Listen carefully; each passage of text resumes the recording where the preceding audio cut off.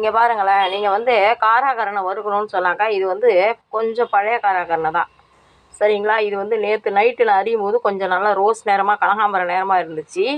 இதை வந்து அரிஞ்சு இந்த மாதிரி ஒரு முரத்தில் போட்டு, இதை விட இந்த பிளாஸ்டிக் முரத்தை விட அந்த குறவை முரம்னு சொல்லுவாங்க பார்த்தீங்களா, அந்த பெரம்பு முரம், அந்த முரத்தில் வந்து போட்டிங்கன்னா மூங்கில் முரம் அதில் போட்டிங்கன்னா இன்னும் நல்லாயிருக்கும் ஃப்ரெண்ட்ஸ். இந்த முரத்தை வந்து போட்டு இது வந்து நைட்டு பூரா உணர்ந்துருக்கு.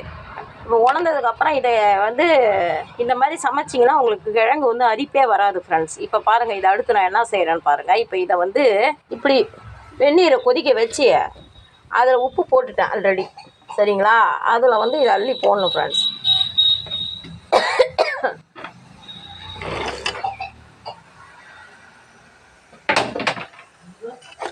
ஒன்றும் இல்லை கொஞ்சம் இதை வந்து நல்லா முங்கி ஃப்ரெண்ட்ஸ் ஒரு 10 நிமிஷம் நல்லா வேகணும். அடுப்பு நல்லா பெருசாக வச்சுருக்கேன். இப்போ 10 மினிட்ஸ் ஆகிடுச்சு. இப்போது எப்படி கொதிக்குது பார்த்தீங்களா. இப்போ வந்து இந்த கிழங்கு கொதிக்கிறது பாருங்கள், இந்த தண்ணியோட கலரை பாருங்கள். இந்த தண்ணி அந்த கிழங்குல இருக்க அரிப்பு குறிப்பு எல்லாமே இறங்கிடும் ஃப்ரெண்ட்ஸ். இப்போ இந்த டைமில் இறக்கிடணும். ஹலோ ஃப்ரெண்ட்ஸ், இங்கே பாருங்கள், இது வந்து மிளகாத்தூள் 1 ஸ்பூனு, கார மிளகாப்பொடி ஒரு 1/4 ஸ்பூனு, கேசரி கலர் பொடி ஒரு சின்ன சிட்டிகை, பாதி தூளுப்பு, கொஞ்சம் பெருஞ்சீரகம்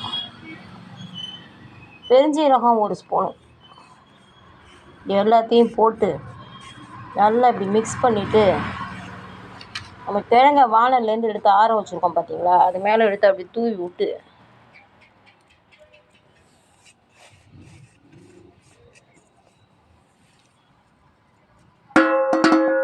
இப்போ இதை கலரை பார்த்து நமக்கு கலர் வந்துடும். ஏன்னா அந்த தண்ணி படுதில்ல, கலர் பவுடர் வந்து தண்ணி பட்டால் தான் பெறலும். இப்படி நம்ம பெரட்டி ஃப்ரெண்ட்ஸ் உங்களுக்கு ஒன்றா ஒரு சொட்டு தண்ணி தெளிச்சிக்கலாம். எனக்கு தேவையில்லை, ஏன்னா இதில் ஈரப்பதம் இருக்குது. கொஞ்சம் நாள் கழித்து பார்த்தீங்கன்னா ஆரஞ்சு கலர் ஆகிடும். இதோ இப்பயே கலர் மாறுது பாருங்கள். தண்ணி படுது இல்லையா அந்த கிழங்குல அடியில் லைட்டாக இருக்கிற தண்ணி. ஆனால் இந்த மாதிரி எடுத்து உணர விட்டுட்டு ரொம்ப தண்ணி இல்லாமல் பிசைஞ்சிங்கன்னா கசகசன்னு இருக்காது, நல்லாயிருக்கும். ட்ரையாக நல்லாயிருக்கும், சூப்பராக இருக்கும். இப்போ கிழங்கு பாருங்கள், பாதி பாருங்கள் ஓரளவு வெந்திருக்கு, பாதி வெந்திருக்கு பாருங்கள். இன்னும் இந்த கொஞ்சம் தான் வேகணும். இந்த பதத்தில் ஏற்கனவே உப்பு போட்டு தான் நம்ம வேக வச்சுருக்கோம், அதனால் கிழங்குல உப்பு இருக்கும். இது மாதிரி செஞ்சுட்டு இதை ஒரு 10 நிமிஷம் ஊற வைக்கணும் ஃப்ரெண்ட்ஸ். அப்போ தான் நல்லா அந்த காரம்லாம் நல்லா உள்ளே இறங்கும், சூப்பராக இருக்கும். கிழங்கு மட்டும் உடையாமல் கொஞ்சம் நல்லா ஹேண்ட்லிங் பண்ணிங்கன்னா நல்லா மீன் வறுவல் மாதிரி சூப்பராக எடுக்கலாம்.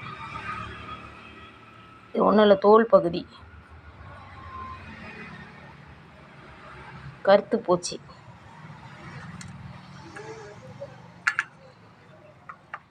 தோல் செத்துனதுமே கிழங்க நல்லா கழுவிட்டு அருவாமனையில் ரவுண்டாக செத்திட்டு அதுக்கப்புறம் கிழங்க நல்லா கழுவிட்டு ஒரு துணியை போட்டு தொடச்சிட்டு அதுக்கப்புறம் இந்த மாதிரி அரிஞ்சு மொத்தத்தில் நீங்கள் காய வைக்கணும். தண்ணியில் போட்டு கழுவிட்டு காய வச்சிங்கன்னா அது அந்த ட்ரை ஆகவே ஆகாது. இந்தமாரி காற்று வந்து அதோட அரிப்பெல்லாம் எடுத்துக்கும்னு சொல்லிட்டு ஒரு சொல்லுவாங்க கிராமப்புறத்தில். அதனால் வந்து இவ்வளோ தான். இதை ஒரு 10 மினிட்ஸ் ஊற வைக்கணும் நீங்கள். இப்போ வானலில் போட்டாச்சா, இது வானல் அடுப்பில் போட்டாச்சா, தேங்காய் எண்ணெய் ஊற்றணும். தேங்காய் எண்ணெய் தான் ஊற்றணும் காராக்கரணைக்கு, அதுதான் ஸ்மெல்லு சூப்பராக இருக்கும்.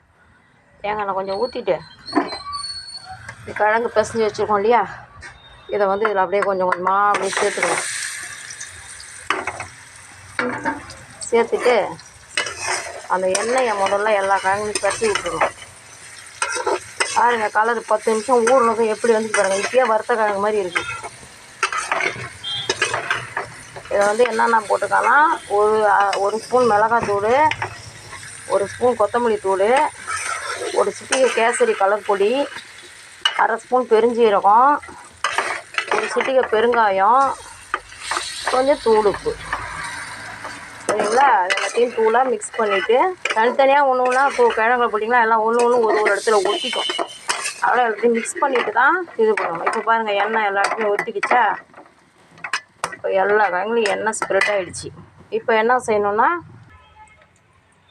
இப்போ அந்த தட்டை கழுவிட்டு அந்த தண்ணி கொஞ்சமாக இருக்கு இல்லையா தூள்லாம், அதெல்லாம் எது வேஸ்ட்டாக போகணும், அதை இதில் சேர்த்துக்கோங்க. இவ்வளோ தான் தண்ணி சேர்க்கணும்.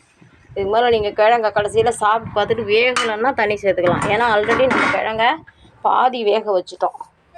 இப்போ இந்த தண்ணியை அதே போல் ஸ்ப்ரெட் பண்ணுற மாதிரி பண்ணிவிட்டு கிழங்க என்ன செய்யணும்னு பாருங்கள். இப்போது இதை வந்து ஒன்று அதே கரண்டியால் விரித்து வானலில் விட்டுடணும்.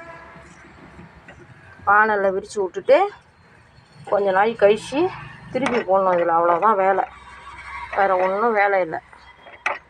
இதை வந்து போட்டுட்டு அடுப்பை நல்லா சிம்மில் வச்சுட்டு அவ்வளோதான். இது வச்சுட்டு பிரிச்சுருங்க, ஒன்று ஒன்றா பிரித்து விட்டுட்டு அடுப்பை நல்லா சிம்மில் வச்சுட்டு மூடிடுங்க. மூடிட்டு போய் என்ன வேலை இருக்கோ பாருங்கள், சேரை போட்டு உக்காந்துக்கோங்க. தானாக வாசனை வரும் கொஞ்ச நாளில். ஆனால் பெருசாக வச்சிடாதீங்க, தீஞ்சிவிடும். வச்சுட்டு இதை மூடிடுங்க. இது ஒரு 7 மினிட்ஸு கிட்ட வாசனை வரும் பாருங்கள். இப்போ வந்து எல்லாத்தையும் திருப்பி போட்டுட்டேன். லைட்டாக எடுத்து செக் பண்ணி பார்த்தா இன்னும் கொஞ்சம் வேகலாம்னு சொல்கிறாங்க. இப்போ வெறும் எண்ணெய் தான் நிற்கிது. நம்ம ஊற்றின தண்ணி சுருண்டு போச்சு. இப்போ இதில் இன்னும் கொஞ்சம் தண்ணி சேர்க்கணுன்னா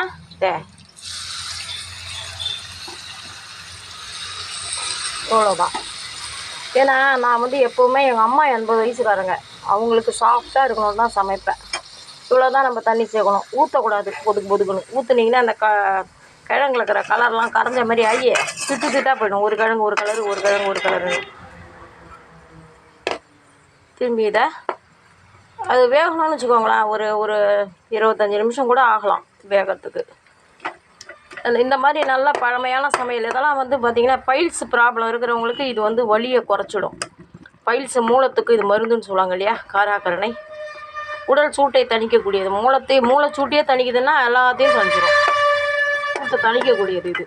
பைல்ஸ் பேஷண்ட்டுங்க, பத்தருங்கெல்லாம் அந்த பவுன் மேலெல்லாம் ஊதுறாங்க பார்த்தீங்களா, நெருப்பு ஊதுறவங்க கொல்லாம், அவங்கெல்லாம் வந்து இந்த சமையல் அதிகமாக எடுத்துக்குவாங்க. ஏன்னாக்கா இது வந்து உடம்போட வெப்பத்தை குறைக்கக்கூடிய ஒரு உணவு. இப்படி லைன் பண்ணிவிட்டு திரும்பி மூடிட வேண்டியதான். கிழங்கு எவ்வளோ சுண்டிச்சு பார்த்தீங்களா, நல்லா அழகாக முறுமுறுன்னு கூட எடுக்கலாம். நாங்கள் முறுமுறுன்னு எடுக்க மாட்டோம். எவ்வளோ சுருங்கிடுச்சு பாருங்கள், எவ்வளோ கிழங்கு போட்டோம், அவ்வளோ தான். எங்கள் வீட்டில் அமாவாசைன்னு சொல்லிட்டு வெங்காய சாம்பார் அண்டு காராக்கரணை வறுவல். ட்ரை பண்ணுங்கள் ஃப்ரெண்ட்ஸ். இந்த வீடியோ உங்களுக்கு பிடிச்சிருந்தால் லைக் பண்ணுங்கள், ஷேர் பண்ணுங்கள்.